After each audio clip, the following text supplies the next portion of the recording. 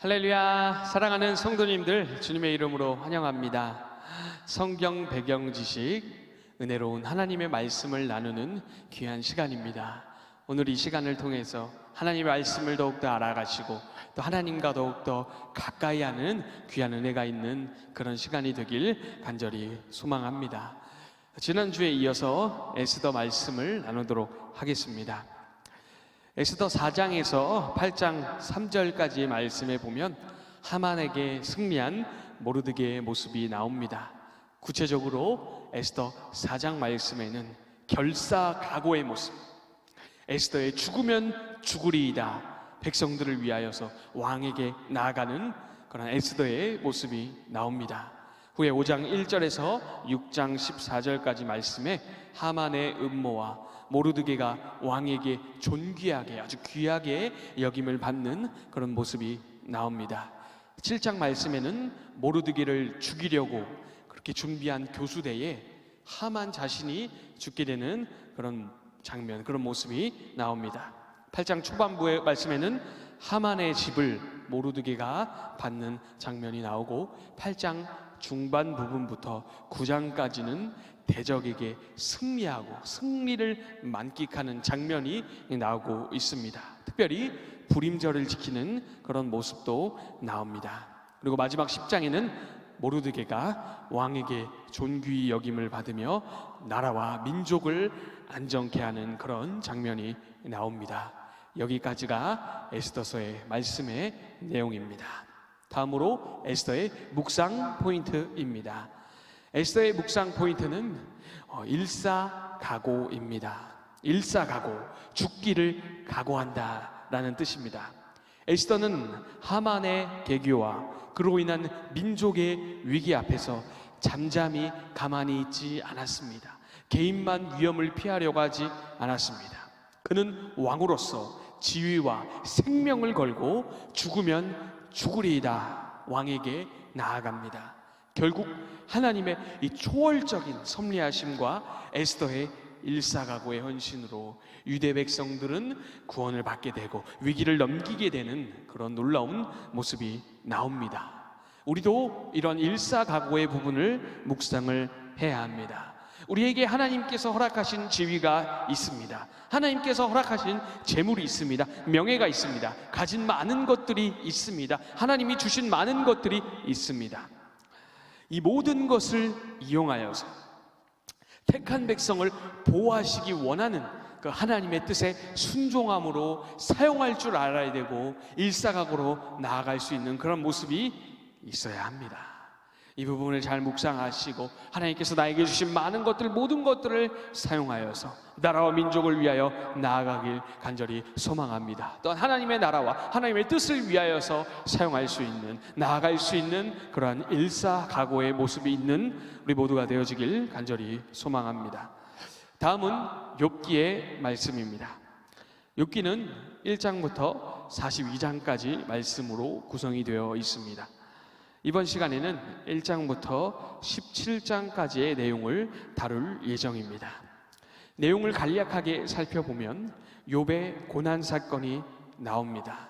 그리고 이 사건, 이 욥의 사건에 대해서 욥과 욥의 친구들이 서로 대화를 하는 장면이 나옵니다. 변론하는 그런 장면이 나옵니다. 이러한 형식으로 욥기서가 진행이 됩니다. 이를 통해서 욥과 친구들의 대화를 통해서 의인이 왜 뜻하지 않는 고난을 받는가라는 이 문제에 대해서 심도 있게 다루며 나아갑니다. 그리고 더 나아가서 인생 전반의 모든 문제를 해결하는 신앙의 원리와 신앙의 자세를 발견할 수 있습니다. 보다 구체적인 내용을 살펴보도록 하겠습니다. 욥기 1장 1절부터 5절 말씀에는 욥에 대한 소개가 나오고 있습니다. 성경은 욥을 이렇게 소개합니다. 욥은 온전하고 정직하고 하나님을 경외하며 악에서 떠난 자다라고 성경은 소개하고 있습니다. 또한 욥의 가족과 욥의 소유에 대해서도 소개하고 있는데 아들이 7이 있고 딸이 3이 있으며 양이 무려 7,000마리, 낙타가 3,000마리, 소가 500결이, 암낙이 500마리, 종도 힘이 많았다라고 그렇게 성경이 말씀하고 있습니다. 욥이 아주 큰 부자임을 우리가 알 수가 있습니다. 그 후에 1장 6절에서 22절까지 말씀에는 사탄이 욥을 공격하는 모습이 나옵니다. 사탄은 하나님에게 욥의 소유를 공격해도 되냐는 허락을 받게 됩니다. 하나님이 허락을 하셨고 그리하여 사탄은 욥의 소유물을 공격을 하기 시작합니다. 앞서 말씀드린 수많은 재산들과 자녀들을 다 잃게 됩니다. 그리고 2장 1절에서 10절 말씀에는 사탄의 두 번째 공격이 나오고 있습니다. 사탄은 이번에도 마찬가지로 하나님의 허락을 받고 욥을 칩니다. 욥을 공격합니다. 이 발바닥에서 정수리까지 종기가 나게 합니다.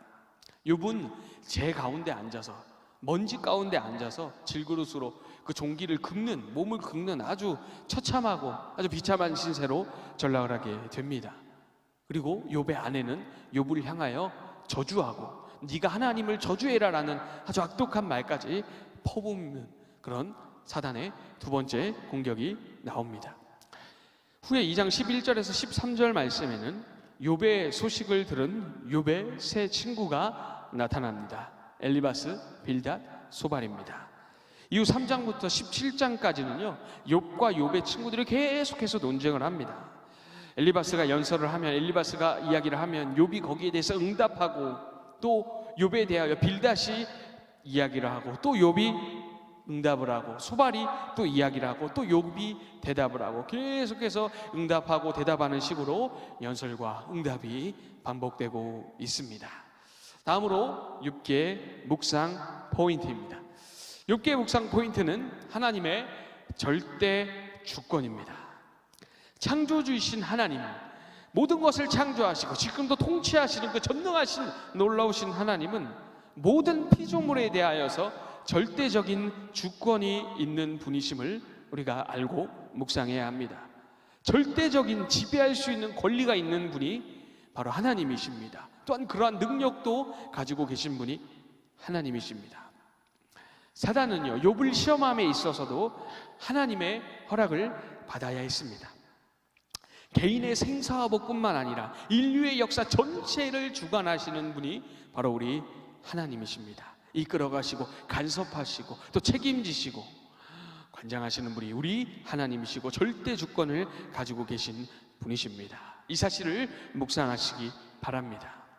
그렇기에 우리의 삶에도 욥의 고난과 같이 상식적으로 이해할 수 없고 받아들이기 힘든 고난이 생긴다 할지라도 하나님의 전지전능하심, 하나님의 절대 주권이 있음을 인정하고 믿으며 하나님의 뜻을 구하고 하나님께 순종하며 나아가는 그러한 귀한 모습이 있어야 됨을 기억하시기 바랍니다.